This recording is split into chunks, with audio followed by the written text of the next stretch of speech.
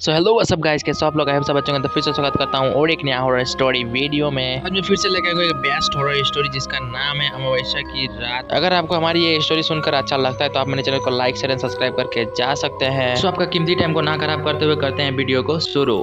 कालगढ़ में दो भाई नीरज और राजू अपनी बीवी के साथ में आराम से रहते थे। राजू और नीरज में अच्छी बनती थी। नीरज का विवाह नहीं हुआ था पर जल्द ही होने वाला था। कुछ दिनों बाद नीरज की भी शादी हो गई। कुछ दिनों तक तो सब कुछ ठीक ठाक चलता रहा पर उन दोनों की बीवियों में आपस में नहीं बनती थी तो उन्होंने अलग अलग रहने का फैसला किया। दोनों भाई अलग अलग रहने लगे।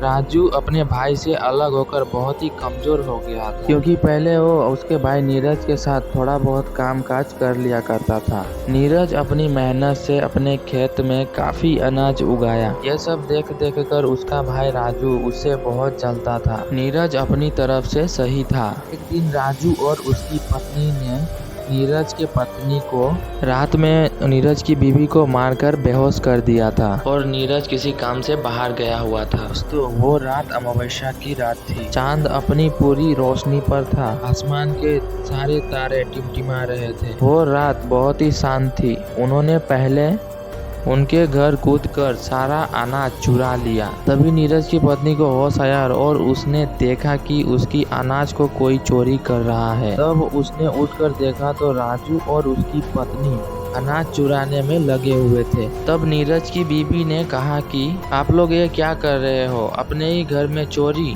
यह सब बात सुनकर राजू और उसकी बीवी ने सोचा कि अगर इसने गांव वालों को बता दिया तो वो लोग हमें गांव से बाहर निकाल देंगे। इस डर में उन दोनों ने मिलकर नीरज की पत्नी को मार डाला और दूर जंगल में जाकर गाड़कर आ गए। सुबह जब नीरज घर पहुंचा तो देखा कि उसका अनाज नहीं है और थोड़ा बहुत बचा था वो सब भी बिखरा पड़ा हुआ था। जब उसने अपने पत्नी को आवाज लगाई पर कोई भी जवाब नहीं आया। फिर वो अपने सारे घर को छान डाला अपनी बीवी को ढूंढते हुए पर उसकी बीवी कहीं भी नहीं मिली। फिर उसने अपनी भाभी से पूछा कि मेरी बीबी कहाँ गई। फिर वो हड़बड़ाते हुए बोली, मुझे नहीं पता, कल शाम को तो वो घर पर ही थी। इतना पूछकर उसने पड़ोसियों से पूछा तो किसी ने कहा पता नहीं, तो किसी ने कहा शाम तक तो वो घर पर ही थी। वो बहुत घबरा गया और कुछ लोगों को बताया कि मेरे घर का सारा अनाज किसी ने चोरी कर लिया है और मेरी बीवी के बारे में भी कुछ पता नहीं कहाँ पर है। वो वापस घर में जाके देखा तो उसे के बस्ते के नीचे से एक चाकू मिला और कुछ खून भी पड़ा था। उसे सब कुछ समझ में आ गया। समझ गया कि उसकी बीवी को कोई मारकर सारा अनाज चुरा कर ले गया है। तब उसने अपनी छत पर जाकर देखा तो उसे कुछ अनाज गिरा मिला तो उसे अपने भाई राजू पर शक हुआ। पर नीरज वैसे भी अपने भाई राजू को बहुत ही इज्जत देता था, इसलिए उसने अपने बड़े भाई को कुछ कहा नहीं। एक दिन राजू ने कहा कि तू अकेला रहता है इसीलिए तू हमारे साथ आजा, हमारे साथ रहेगा। वो अपने बड़े भाई को मना तो नहीं कर सकता था क्योंकि वो उसका बहुत ही रिस्पेक्ट करता था, इसीलिए वो अपने भैया भाभी के साथ अपने मन को मारकर रहने लगा। गांव के कुछ लोग उसकी बीवी को गंदी औरत कहने लगे और कहते थे सारा अनाज लेकर भाग गई और बेचारा नीरज अकेला रह गया। चुड़ैल कहीं की यह सब बातें आदमी के मुंह से सुनने के लिए मिल रहा था उसको। वो बेचारा भी क्या करता, अपने भाई को कुछ भी नहीं कह सकता था। एक दिन की बात है, गांव के कुछ लोग जंगल से लकड़ी लाने के लिए गए थे। वो लोग लकड़ी काट ही रहे थे कि तभी उन्हें किसी स्त्री की रोने की आवाज सुनाई दी। तो उन्होंने कहा कि इस जंगल में कौन रो रहा है, कहीं कोई आदमी तो रास्ता तो नहीं भटक गया है ना, डर के मारे शायद रो रहा हो। तो वो लोग जिधर से रोने की आवाज आ रही थी उधर की तरफ ही सब लोग चल दिए। कुछ दूर चलकर उन्होंने देखा कि एक औरत एक पेड़ के नीचे बैठकर रो रही है। जब तक ये लोग उसके पास पहुंचे वो क्षण भर में ही गायब हो गई। उन लोगों ने जब इस तरह का दृश्य देखा तो वो लोग तो पूरा ही घबरा गए, उनके तो पसीने भी छूटने लगे। तभी एक आवाज आई और आवाज ने कहा अब तुम लोग इस जंगल में नहीं आओगे और यहाँ से लकड़ी काटकर नहीं लेके जाओगे, और अगर फिर भी लकड़ी काटने के लिए आए तो जिंदा वापस नहीं जाओगे। और तुम लोग तो मुझे चुड़ैल कहते हो ना, तो चुड़ैल ही सही, लेकिन आज से तुम्हारे गांव में कभी भी पानी नहीं बहेगा। तुम लोग सभी भूखे मरोगे और इस गांव में अभी अकाल पड़ने वाला है। और अमावस्या की रात को तुम्हारे गांव से एक लाश जरूर निकलेगी। जाओ तुम लोग गांव वालों को बता दो, आज से 3 दिन बाद अमावस्या है। एक आदमी की मौत तो जरूर है। जिसने भी मुझे मारा है वो बचेगा नहीं। मेरा अनाज खा करके और मुझे ही चुड़ैल कहते हो? गांव वालों, मैं तुम्हें छोड़ूंगी नहीं। आज मैं तुम लोगों को बख्श देती हूँ और फिर कभी भी घूम करके इस जंगल पे मत आना लकड़ी काटने के लिए। और फिर ये सब बातें उन लोगों को बोलकर वो चुड़ैल रोने लगी। वो लोग डर गए और कहने लगे ये सब क्या था और वो चुड़ैल क्यों रोने लगी थी और उसका रोने का कारण क्या है। तभी उनमें से एक आदमी बोला, अरे वो तो कह ही रही है कि मेरा अनाज चुरा लिया और मुझे ही मार दिया। इसका मतलब ये नीरज की बीवी थी जिसको किसी ने अनाज के लिए मार दिया था और वो अब चुड़ैल बन गई है। तभी उनके सामने एक अचानक से एक भयानक चेहरा सामने आया और कहने लगा, तुम लोग अभी तक यहाँ से गए नहीं, तुम लोग जाओ यहाँ से, वरना मैं तुम लोगों को भी मार दूंगी। ये बात सुनकर उनके तो होश उड़ गए और फिर कहने लगे, भागो भागो, चुड़ैल आ गई, भागो। ऐसा कहते हुए वो लोग दौड़ते दौड़ते गांव पहुंचे। वो सारे के सारे ऐसे हाँप रहे थे जैसे कि जिंदगी में भी कभी वो लोगों ने इतना तेज नहीं भागा होगा। गांव वाले उन लोगों को ऐसे भागते हुए देखा तो कहने लगे, क्या हुआ, खाली चुड़ैल चुड़ैल चिल्ला रहे हो, आगे भी तो कुछ बोलो। तो फिर वो आदमी कहने लगा, अरे तुमको बोलने की पड़ी है, हमारे इधर जान पर बनी है। इसका मतलब ये है कि वो लोग कहना चाहते हैं कि अरे तुमको बात सुनना है कि हम लोग वहाँ से कैसे जान बचा के भाग कर आए हैं। और फिर उस आदमी ने कहा, अरे फिर हुआ क्या, तुम लोग ऐसे क्यों हाँप रहे हो, बताओ फिर। वो लोग कहने लगे, ठीक है पहले सांस तो लेने दो। और उसके बाद में वो लोगों ने बताया कि नीरज की पत्नी अब चुड़ैल बन गई है और उसने हमसे कहा है कि मेरा अनाज किसी ने चुरा कर और मुझको मारकर जंगल में दफना दिया है।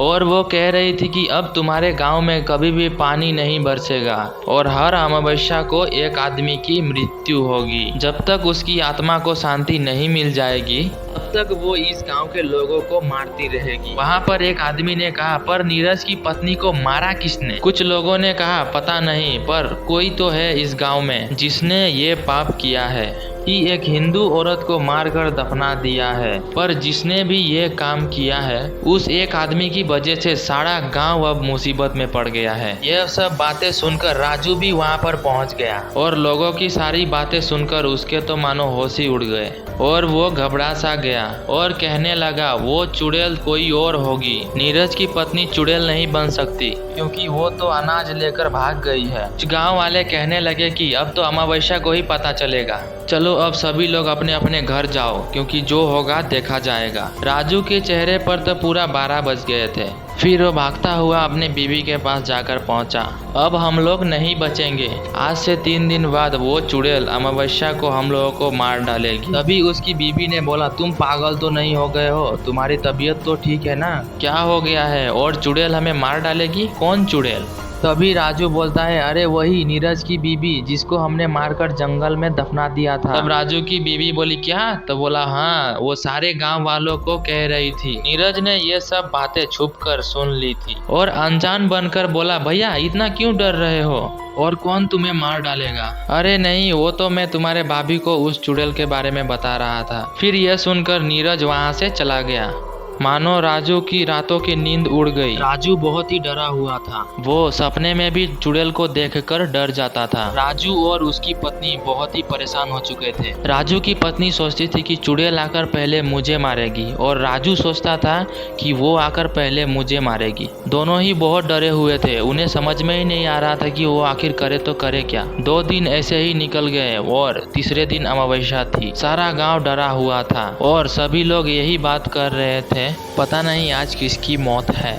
शाम होते ही सब लोग दरवाजा बंद करके रात के लगभग 12 बज गए थे। सारा गांव जाग रहा था पर नीरज बेफिक्र होकर बाहर ही सो रहा था। सारे गांव वालों को तो उस मनहूस घड़ी का इंतजार था। सारे गांव वाले डरे हुए थे, कुत्ते भौंक रहे थे, पता नहीं कौन सी कयामत आने वाली थी। अचानक किसी स्त्री की रोने की आवाज सुनाई दी। गांव के सारे लोग डर गए और वो लोग समझ गए कि वो अब आ चुकी है। नीरज ने देखा कि एक औरत रोते हुए उसकी तरफ ही आ रही थी। बाल बिखरे हुए, चेहरे पर चांदनी रात से उसकी आंखें चमक रही थी। वो उसे देखकर पहले तो डर गया, लेकिन वो चुड़ैल उसके पास आकर बोली, तुमने मेरी खबर तक नहीं ली कि मैं कहाँ चली गई हूँ। तुम भी इन गांव वालों के बातों में आ गए। तुम्हें पता है तुम जब उस दिन बाहर गए थे, उस दिन इन लोगों ने मारकर मुझे, हम लोगों का सारा अनाज चुरा लिया था। तभी वो बोलता है कि हाँ, मैं जानता था कि कुछ तो जरूर हुआ है, पर तुम इस हालत में मैं कभी सोच भी नहीं सकता,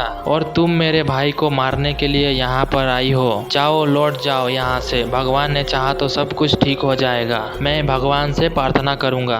वो चिल्लाई और बोला, तुम्हें तो मेरे साथ होना चाहिए, पर तुम भी इन गांव वालों की तरह बन गए। भगवान क्या खाक ठीक करेगा, अब मैं इस गांव को पूरा बर्बाद कर दूंगी। और तुम्हें क्या लगता है मैं तुम्हारे कहने पर तुम्हारे भाई को छोड़ दूंगी? नहीं, मैं इस दिन के लिए कितना रोई हूँ और कितना तड़पी हूँ। मैं उसे नहीं छोड़ने वाली। उन दोनों में से आज एक की तो मौत निश्चित है। तभी नीरज ने कहा, नहीं, तुम ऐसा नहीं कर सकती। तो चुड़ैल ने बोला, तुम मेरे बीच में मत आओ, नहीं तो मैं भूल जाऊंगी कि तुम मेरे पति हो। नीरज ने उसको रोकने की बहुत कोशिश की, लेकिन उसने नीरज को ऐसा धक्का मारा, नीरज हवा में उड़ता हुआ जमीन पर आ गिरा और वो वहां पर गिरने के बाद बेहोश हो गया। यह सभी कारनामा राजू की बीबी अपने दरवाजे के छेद से देख रही थी। उस चुड़ैल ने गेट में बहुत जोरदार धक्का मारा और राजू के बीबी की बाल पकड़कर बोली कि वो तुम ही हो जिसने मेरा सब कुछ छीन लिया। अब तुम्हें मैं नहीं छोड़ूंगी। उसने राजू की बीवी का छाती चीर के उसका दिल बाहर निकाल लिया था और जोर जोर से हंसते हुए कहने लगी, अब मुझे थोड़ा सुकून मिलेगा। तो दोस्तों, आई होप आप लोगों को ये स्टोरी सुनने में मज़ा आया होगा। और मैं और एक बात बताना चाहता हूँ, क्योंकि ये स्टोरी का सेकंड पार्ट भी है, ठीक है, तो मैं 2 दिन बाद उसको भी अपलोड कर दूंगा, ठीक है, तो आप जाकर उसको भी सुन सकते हो आराम से। और अगर आपको वीडियो अच्छा लगा है तो प्लीज़ मेरे चैनल को सब्सक्राइब और एक लाइक कर देना, ठीक है। तो मिलते हैं अगले नेक्स्ट एपिसोड में, तब तक के लिए बाय बाय, जय हिंद, वंदे मातरम, टेक केयर।